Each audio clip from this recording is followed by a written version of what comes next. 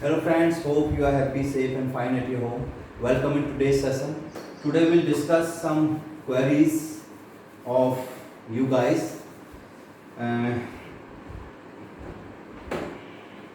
some boys they messaged me they have problem in exercise 3.3, that is your third chapter, understanding quadrilaterals. Still some boys have problem in question number 2 of exercise 3.3. They are continuously messaging me, sir, we have doubts in this question. So I am trying to solve their doubts, to clear their doubts, right? So first question I am taking from this exercise 3.3, question number 2, first part. There are 5 parts in this question. So first part I am solving for you. One boy he have requested me, sir, he is saying I am facing problem in this. Although this is very simple question, but I am solving for him. This is x, this is 100, and we have to find value of x, y and z, right? X, angle C is x, angle D is y, angle A is z, and angle B is given 100 degree, and it is also given ABCD is parallelogram. This is parallelogram, right? So we know properties of parallelogram. What are the properties? Let me recall. Opposite angles are always equal. This is the first property. Then second one, two interior adjacent angles are supplementary to each other. Means angle sum of two interior angles equals to 180 degrees. So you can see here this y and 100. These two are opposite angles. So according to the property of parallelogram, they are equal. So we can write here y equals to 100 degree. Why? We can write here opposite angles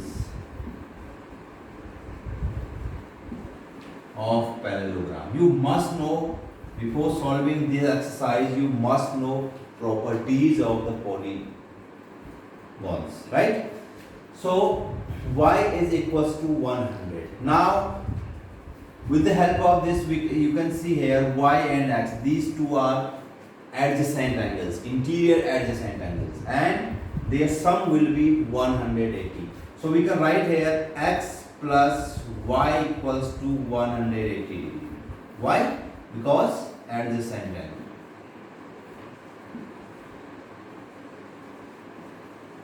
These are adjacent angles of parallelogram, right? So y we already know, it is 100, x is 180.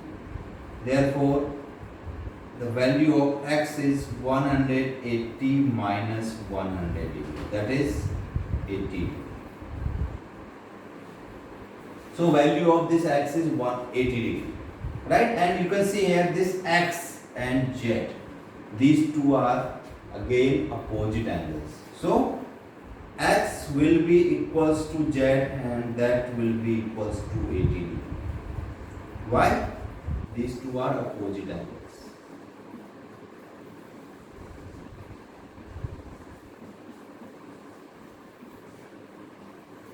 So here is summary. The value of x is 80 degree.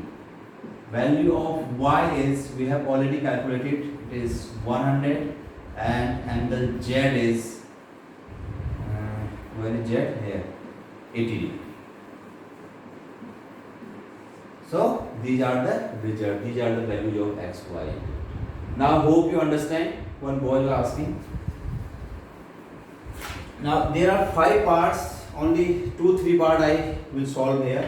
Rest of the part I have already solved, I have already explained. So now I am taking the third part of this question. This is third part now.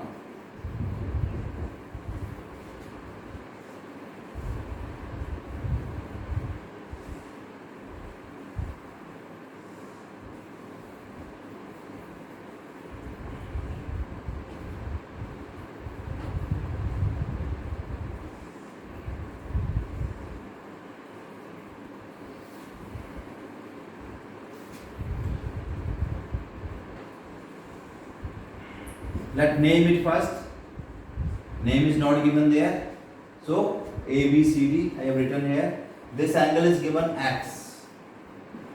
And here is a symbol of right angle. This is Z. And this angle is Y. And this angle is 30. Right? So this is symbol of right angle. It means X is 90 degree. Why X is 90 degree? Because at the X and this angle, this is 90 degree angle, these are vertically opposite angles. Vertically opposite angles. So value of X will be 90 degree. Right? Now, by angle sum property,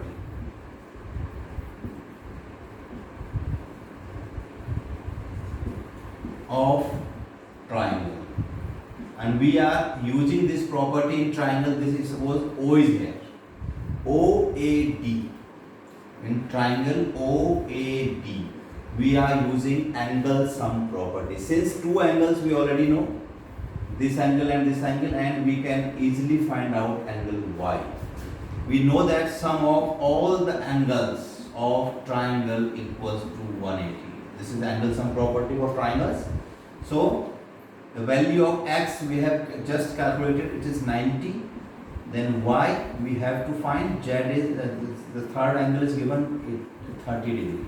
So Y equals to 180, then minus 90 plus 30 is 120.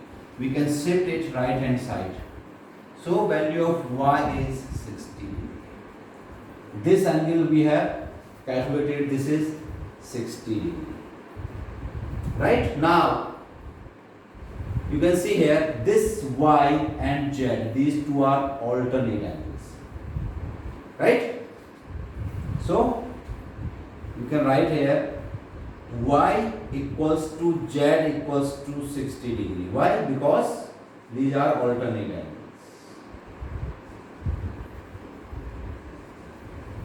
You must know what are alternate angles. So the value of Z is now 60. So here is summary. X we have calculated, it is 90 degree. Y is 60 degree. And angle Z is 60 degree. So this is summary of all three angles. Hope you understand. Now one more part I am taking here. Part number 5 now I am solving here.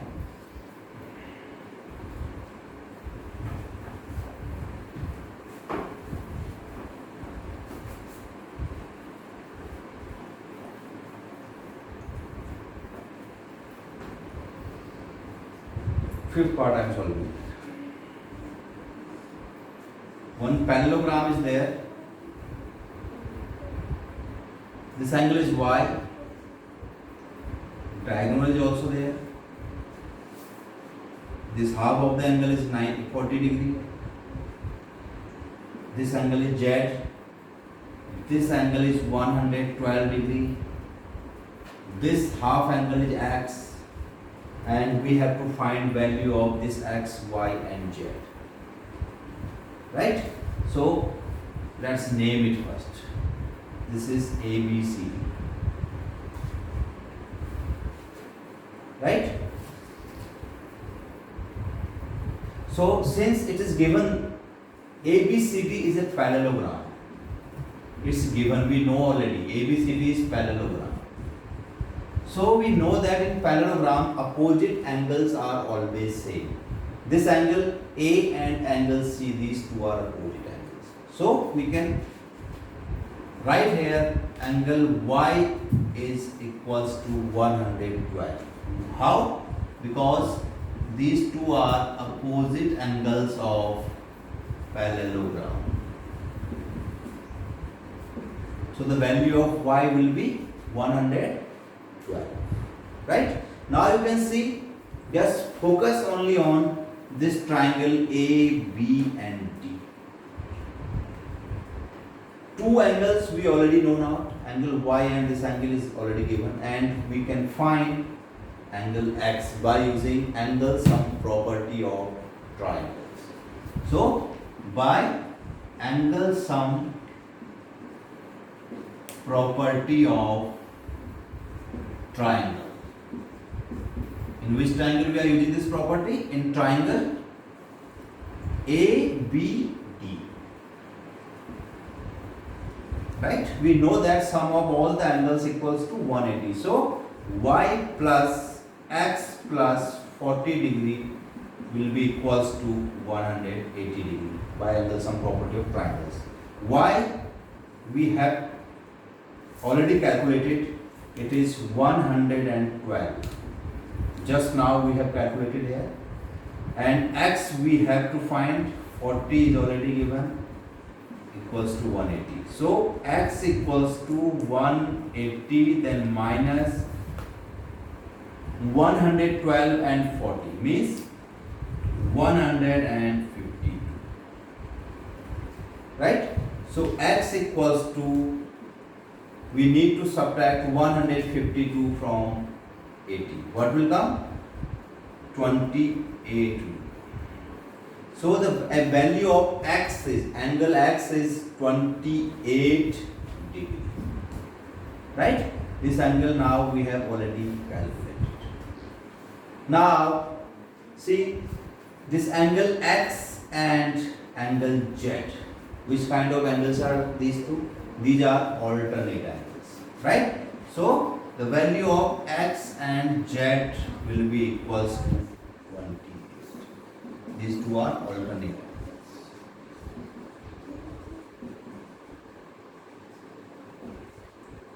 So now here is summary. What is summary? Value of X is 28 degree. Y is, where is Y? This is 112 degree, and angle Z we have just calculated, it is 28 degree. So this is summary of all three angles. Hope you understand, guys. Right?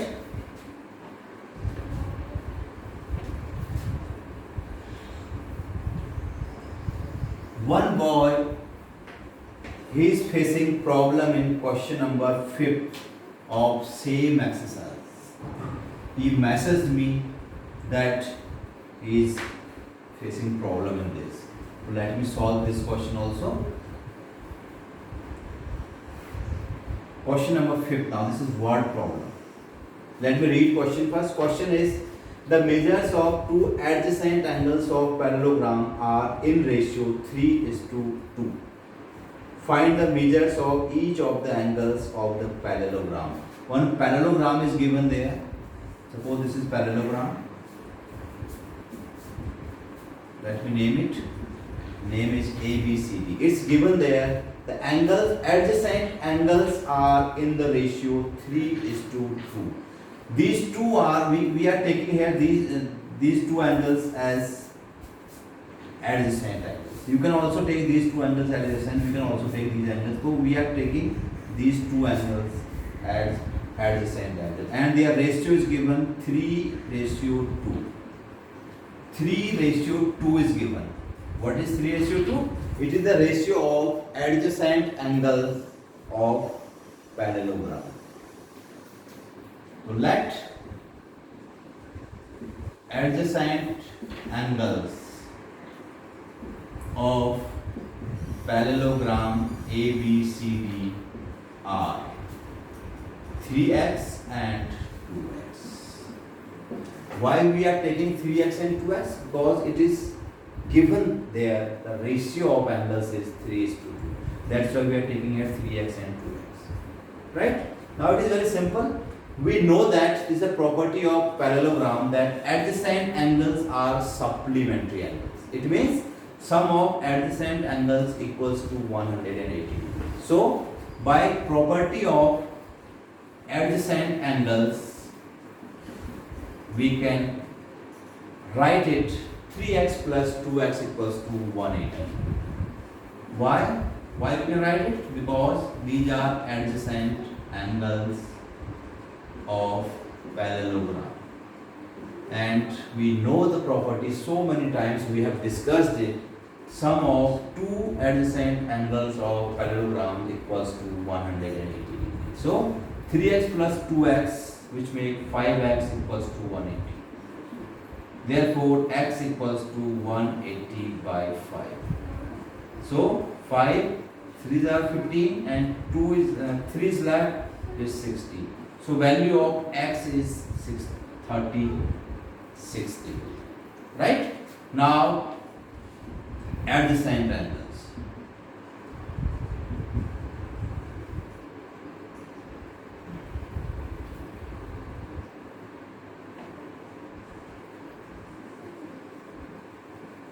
First angle is 3x, that is 3 into 36, 108, right? And second angle is 2 into x, means 2 into 36, that is 72. So two adjacent angles are 108 and 72. The angle which have share 3, it is 108, and which have share 2, it is 72. Hope you understand.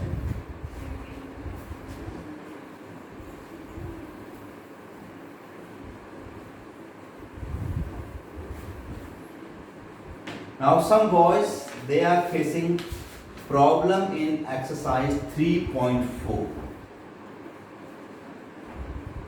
They messaged me that they have problem in question number 6. Question number 6 is ABC. One diagram is given there. Let me draw diagram first.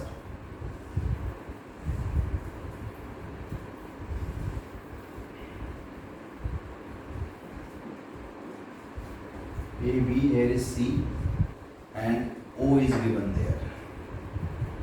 And by dotted line,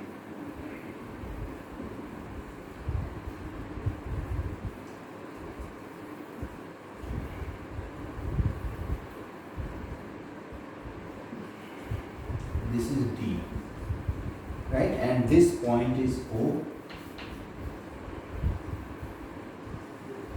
This point is O, right? Question is A, B, C. A, B and C. You just concentrate on only this triangle A, B, C. This is a right angle triangle, right? And it is right angle at B. Means at B it is 90 degree. So it is a right angle triangle, and O is the midpoint of the side opposite to the right angle. So side opposite to right angle is AC, and O is the midpoint of this OC. It is already given. What does mean it? O is the midpoint of the opposite angle, sides of the right angle. It means it is given there OA equals to OC. It is already given there. O is midpoint of opposite side of right angle.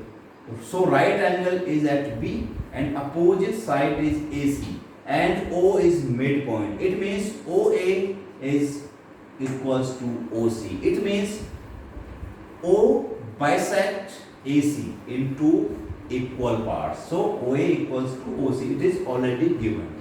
Right? Now question is, explain why O is equidistant from A, from B and from C. Right? We have to explain it. How we can say OA equals to OC. Equidistant means why distance of O from A, distance of O from C, and distance of B from O. Why all three distances are equal? See, first you need to know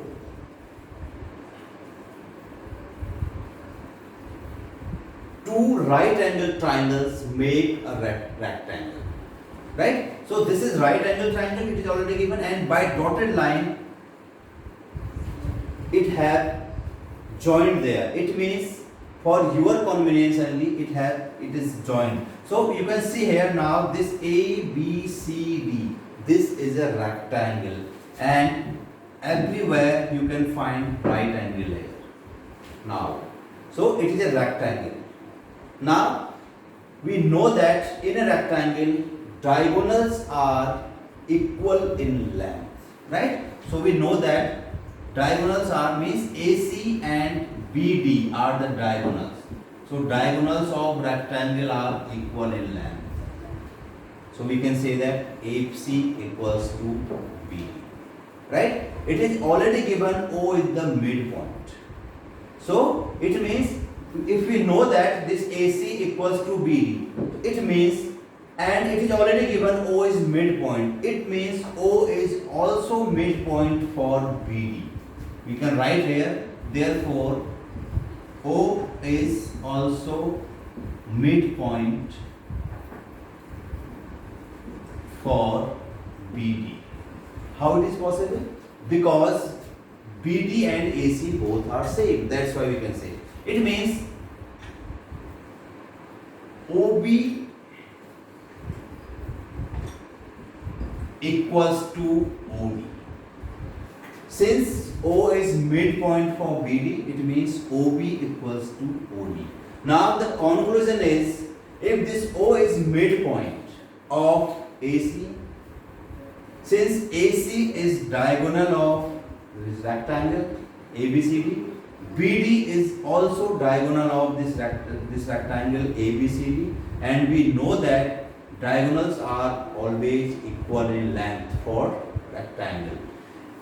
So we can say here O is equidistant from this A, from this C, from this B, even from D also, right? So O is equidistant from A, B, C and from D. Hope you understand. You have to just explain it how. You need to just think about it, right? And try to explain in your own words how we can say this O is equidistant from all four vertices. Hope you understand, guys. Now, some boys messaged me that they are facing problem in that assignment I have already given you on that understanding quadrilaterals. So one problem is there, most of the students, they are facing problem in this question. Although I have explained this question for their request only, once again I am explaining, right? Question is, one rhombus is given there like this. This is a rhombus and band BENT. This is the name of this rhombus. Diagonals are also there. These are the diagonals. And this diagonal is, this part is given x. This is x minus 1 and this is x plus 1. Suppose this intersection point I am taking as O. Now the question is, you have to find length of the side of diagonal.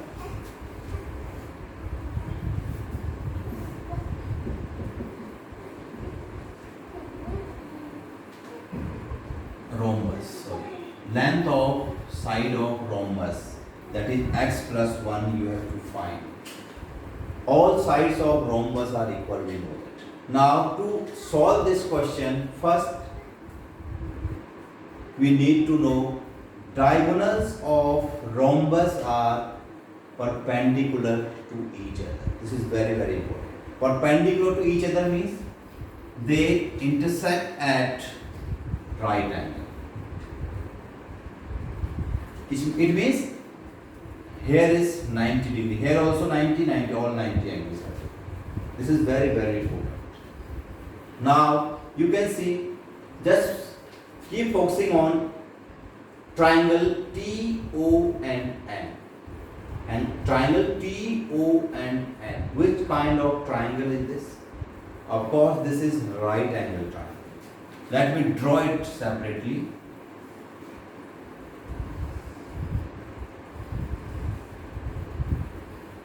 Here is right angle, this is T, this is O, this is N. This part only I have drawn here, right? And x plus 1 is given here, x is given here, and this is x minus 1. Now you have to find, first you have to find value of x. How we are able to find value of x? By using Pythagoras theorem. I think you must know Pythagoras theorem. So Pythagoras theorem we can use to find the value of this x. There is no any other way. So by Pythagoras theorem,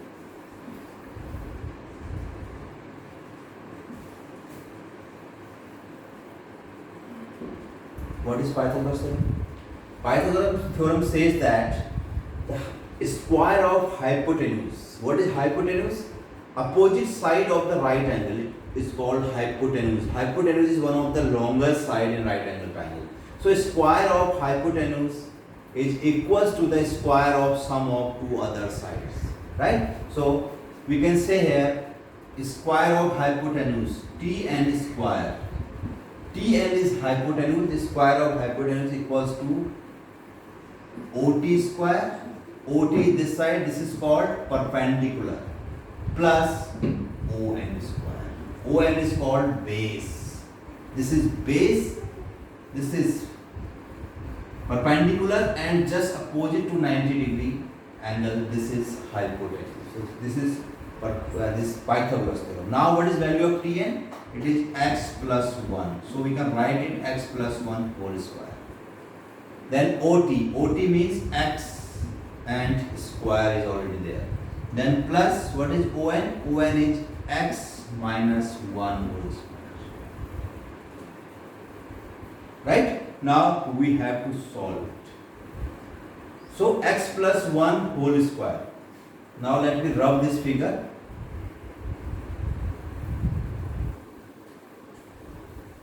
How can we find value of x plus 1 whole square? So if we multiply x plus 1 with x plus 1, in this way we can find, right? So how we can multiply? If you multiply this x with x square, in multiplication powers we can add. Then if you multiply x with 1, x we have. Then now start from this one, 1 into x, then x. Like terms we can write just below the like term, then 1 into 1 we can write 1. So x square, after adding x square, x and x, 2x plus 1. So when you open this bracket, we have here x square plus 2x and plus 1. Right? Then x square we can write as it is, and now we have to open this bracket. X minus 1 whole square. How we can solve it now? Let me explain here. X minus 1, if you multiply by x minus 1, what will come? When you multiply this x with x, in this algebra, you can multiply from any of the side. Generally, we multiply from right hand side. But in algebra, it allows us, we can multiply from anywhere. Suppose I have said you that multiply 16 with 25. So what is the rule to multiply this? We always take 6 and we have multiply 6 with 5, right? But in algebra we can multiply from anywhere. From anywhere we can multiply. So I am multiplying from here x with x, x square. Then x into minus 1, minus x, right? Minus 1 into x, again minus x. And 1 minus 1 into minus 1, in multiplication negative and negative makes positive. So plus 1. So x square minus 2x plus 1 we can write here. So So we can write here x square minus 2x then plus 1. Hope you understand. Now see this x square plus 2x plus 1, and here x square we can add it. So we can write it 2x square minus 2x plus 1. Now I am solving here. So x square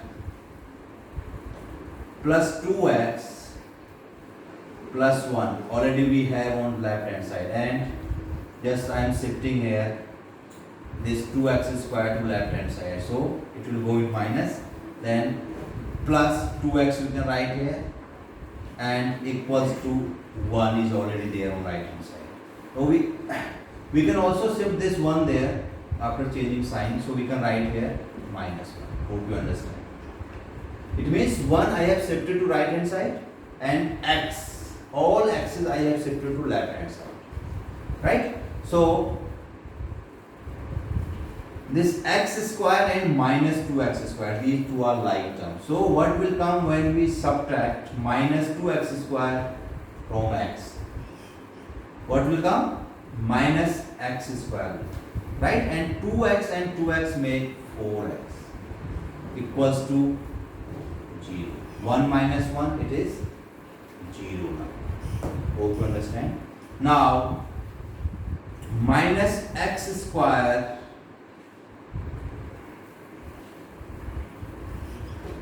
minus x we can take as a common to solve this.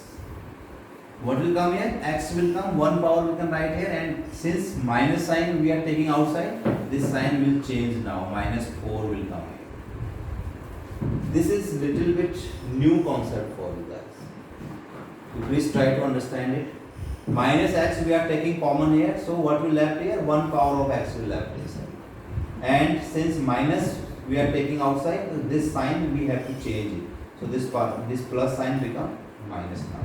And x we have already taken outside, that's only 4 will left here. So x minus x minus 4 equals to 0 will left here. It means now minus x into x minus 4 equals to 0. It means either we can say minus x equals to 0, or we can write it x minus 4 equals to 0. There may be two options are there. For example, suppose I am writing here 2 into 5 equals to 0. It means either 2 will be 0 or 5 will be 0. Right? Then if we multiply, we know that if we multiply any of the zeros with other number, we will get 0 always. That's why either minus x will 0 or x minus 4 will 0. So x, it means minus x will 0, it means x will be 0. It is not possible. Since it is a rhombus given there, and it is not possible x will be 0. If we put x 0 there, this side will be 0. It is not possible at all. So we can just rule out this option, and we will go with another option. X minus 4 equals to 0, so value of x is 4. So value of x is 4. We can find here value of x 4. This is we can accept, right? Now therefore length of rhombus. What is length of rhombus? X plus 1. X plus 1. X means 4. So 4 plus 1. That is 5. So 5 is the length of this rhombus. Hope you understand, guys. Now that's all from today's lesson, guys. In next lesson we will take your new chapter, that is squares and square roots. I am not taking here the chapter that next one, that is representation of that data handling. Data handling I am not taking here because we not have here enough visual aids. So we will discuss when school will open this chapter. Next chapter that will start, it is squares and square root. I request you, please, you read from your textbook. Some properties are already given there. You must read all these properties. then you will be easily understand the concept that I will taught you in next lesson. Thank you so much.